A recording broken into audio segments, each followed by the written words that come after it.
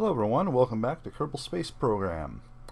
Alright, as we last saw, Jebediah Kerman is in orbit around the planet. Let's go ahead and quickly jump to him, see how he's doing. Looks like he's having fun out here.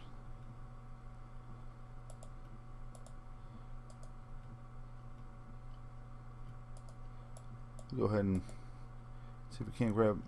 No, we're actually all full up on science. Alright, so here's what we're going to do. We are going to try bring Jebediah Kerman back to the surface. However, we're not going to do it right now. And what I mean by that is that I could have him lower his orbit, but that would have him land while it's nighttime on the planet. And that's difficult to do because you can't really see the ground very well.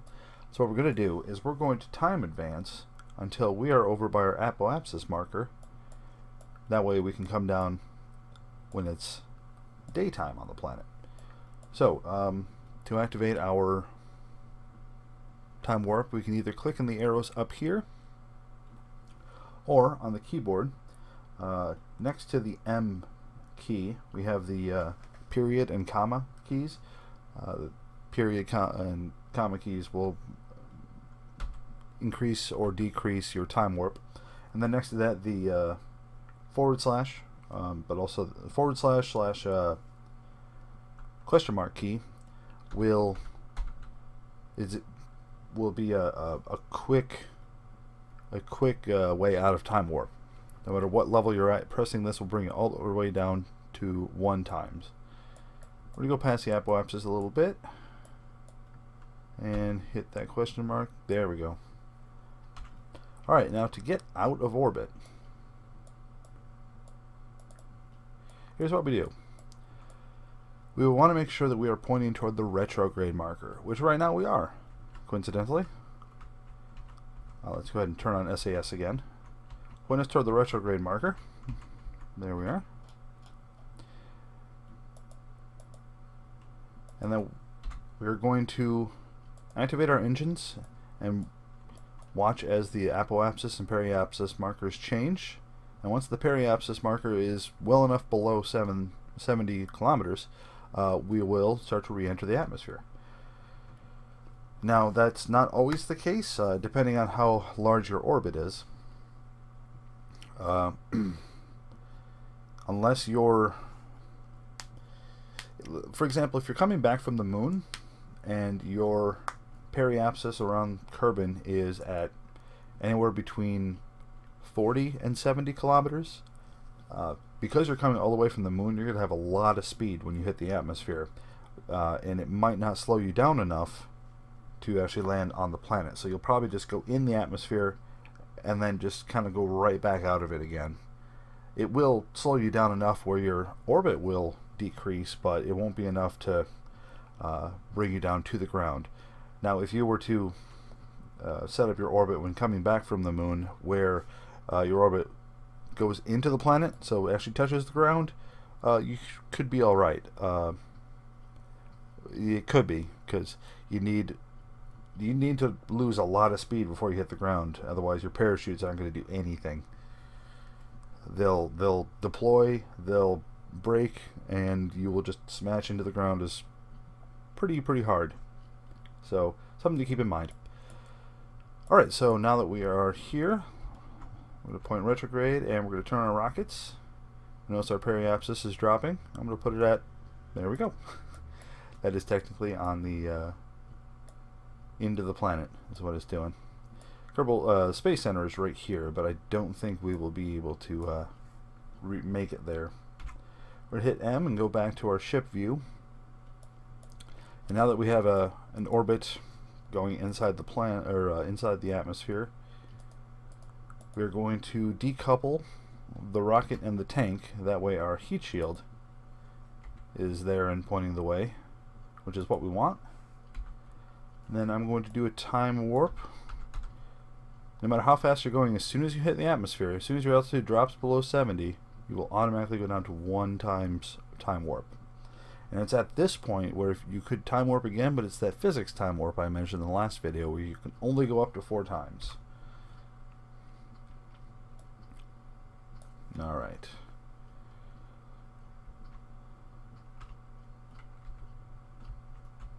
We want that direction. Gonna hit T, turn off that. Keep an eye on our ablator and electric charge.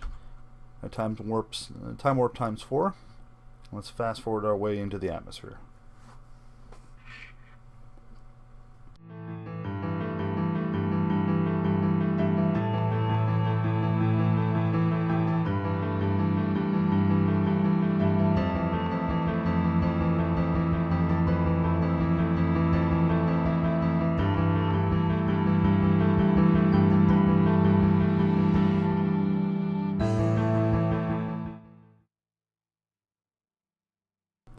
Alright, now that we're through the thicker part of the atmosphere, not the thicker part, the hotter part of the atmosphere, and we're slowing down, we're going to watch for our speed to drop enough so that our parachutes are safe to deploy.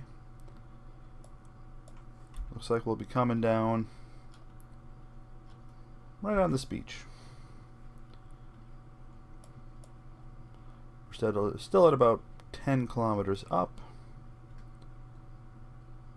Oh, we're safe to deploy. Alright, parachute goes out.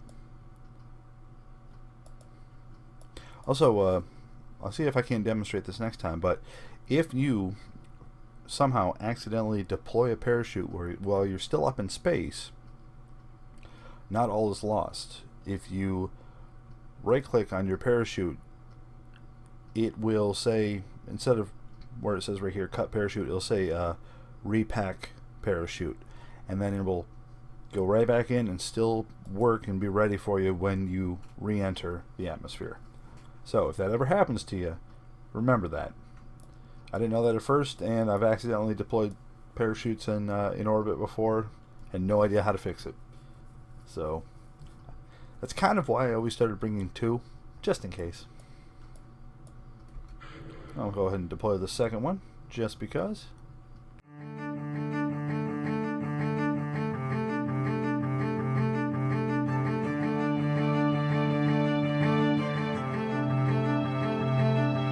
About to touch down. There we go. I'm going to turn the craft over. I'm going to have Jebediah get out, take some EVA reports. Because I don't believe we've been over here before. That is correct.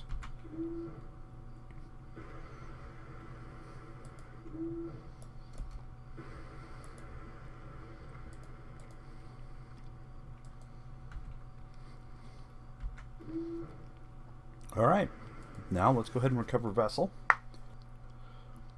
Man, we gathered 57.9 science. That is amazing. Alright, let's go to research and development, and let's see, we're going to get basic science. That's what we need next. What else do we need? Well, we have 58, and that's not enough for any of our our next tier. However, I am going to get this one, general construction. This will give us a Mark 1 crew cabin, struts, larger decoupler, adapter, stability enhancers, and a structural fuselage. Now, I definitely want to show off the launch stability enhancers. These are the kind of things people they expect to see on launch pads. Let's say I put it on a command pod and a fuel tank. I'll go ahead and put it down here. And these stability enhancers are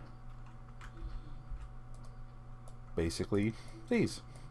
And they can help with large rockets that even on a launch pad want to just tip over or something.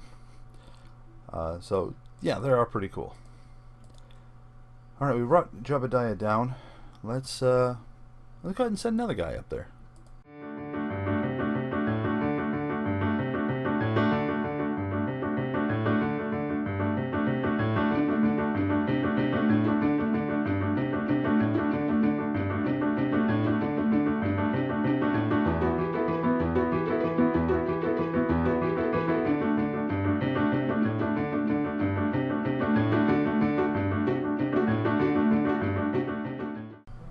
So we're going to throw on these Thud liquid fuel engines. We're going to put 2 of them on here.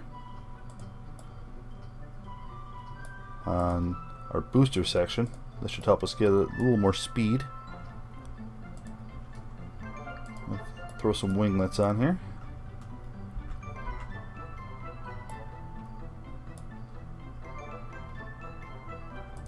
Just like that.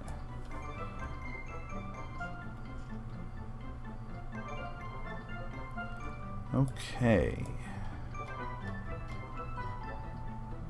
All right, let's this is our 3-stage rocket plus thuds, because that's what we put there. All right, we are going to go ahead and put Valentina in this one because Jebediah Kerman leveled up. Oh, and can I can add 3 of the stability assist things. And I'm gonna, just for fun. In fact, just 2. There we go. Okay. So, our stability assist arms will go off first, as well as the thuds. I'll move the Reliant down so that goes off as well. All that fuel gets used up,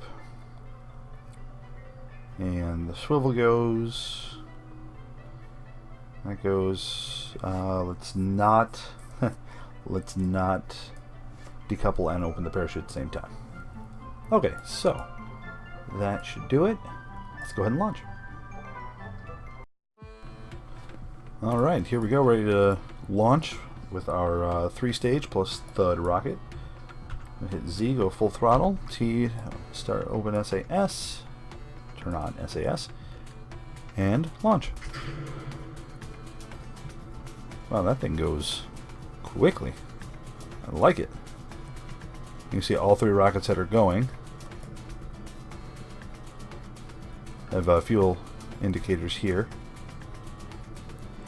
I'm going to slow us down so when we get to 300 we can kind of coast there at 300 for a little bit.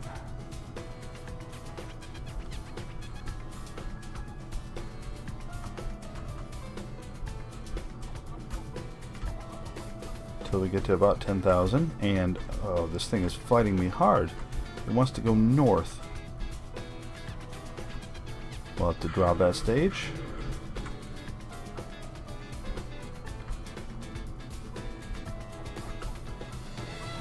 We'll open full throttle again.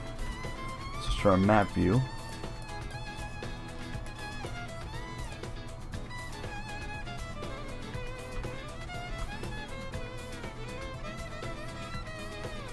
Switch back.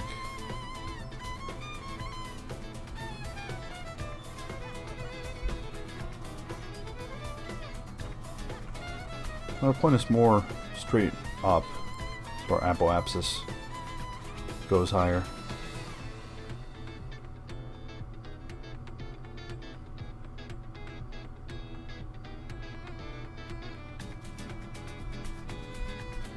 Alright, that's out of the atmosphere. Oh, is that one empty? Yes, it is. Alright, we'll decouple that, and we'll coast until we hit our apoapsis there.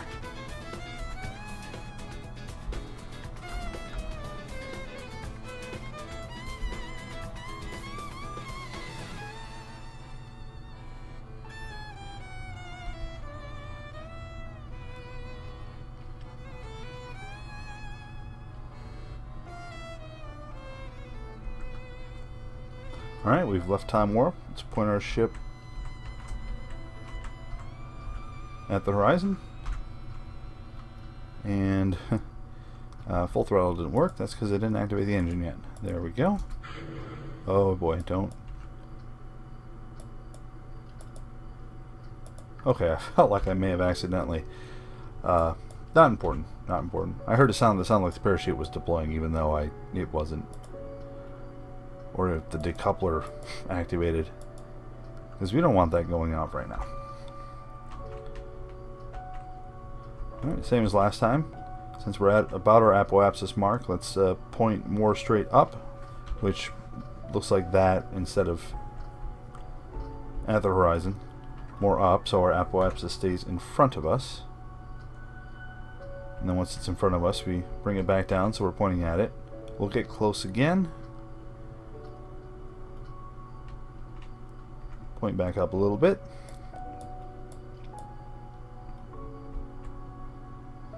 You might not even need to point up that dramatically, but it's, I don't know, it's what I do. We're still good on fuel, it looks like.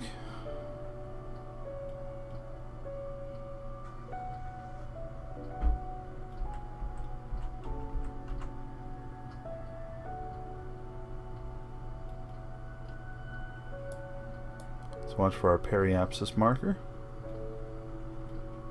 Any second now. There it is. 73 and 80. Look at that.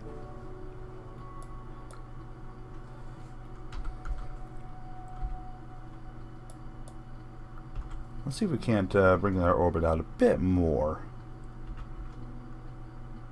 Whoops. Wasn't pointing the right way. There we go.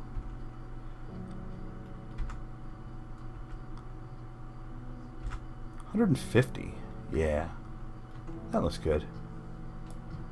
I'm going to time warp till we get to our apoapsis mark, and we'll try to bring our periapsis out to 150 kilometers as well.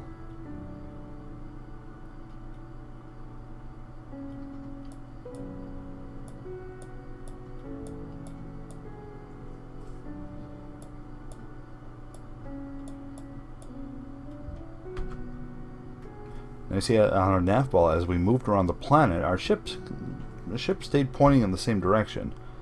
It's just that we're at the opposite side of the planet, we're pointing at the opposite direction.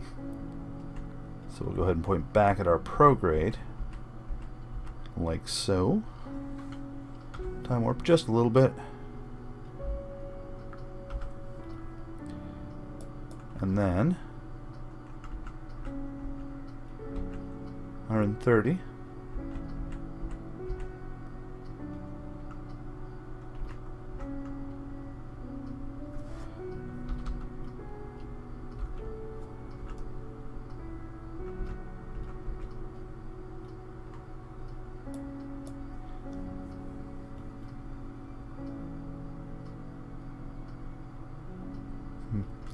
Alright, let's see here.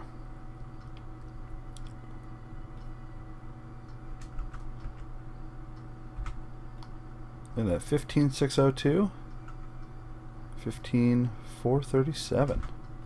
Ooh, almost a perfect orbit. 601, 760. The game doesn't really like perfect orbits. The apoapsis and periapsis jump around too much because neither point is closer or farther from the planet. It's really weird. Alright. So there we go. Now Valentina is in orbit. Can we do a crew report here? No, we got nothing. But we can do a temperature report. We can toggle the display, shows the temperature, log temperature. It'll give us 4 points if we transmit. We're going to do that so you can both see the antenna, and I'll show you something with that. And it shows the upload progress over here. Now, if we log temperature again, we won't get anything for transmitting, but the rest of the science we can get, we can still keep as an experiment. Observe mystery goo. Yeah, that won't really give us anything, so I'll leave that alone. Cool. Now I am going to do something to help set us up for next time, and that is I've just removed Valentina from her only source of propulsion. Right now Valentina Kerbin is stranded at 150 to 153 kilometers above the planet, with no way of getting down. So that is quite the conundrum. And why I did this is because next time we are going to attempt a rendezvous and rescue mission. So stay tuned for that. Thank you very much for watching. I hope you learned something, or at least enjoyed what you saw. And stay tuned, and we'll get to what many people call one of the hardest things to do in this game, and that is rendezvous. So, thank you very much. Take care.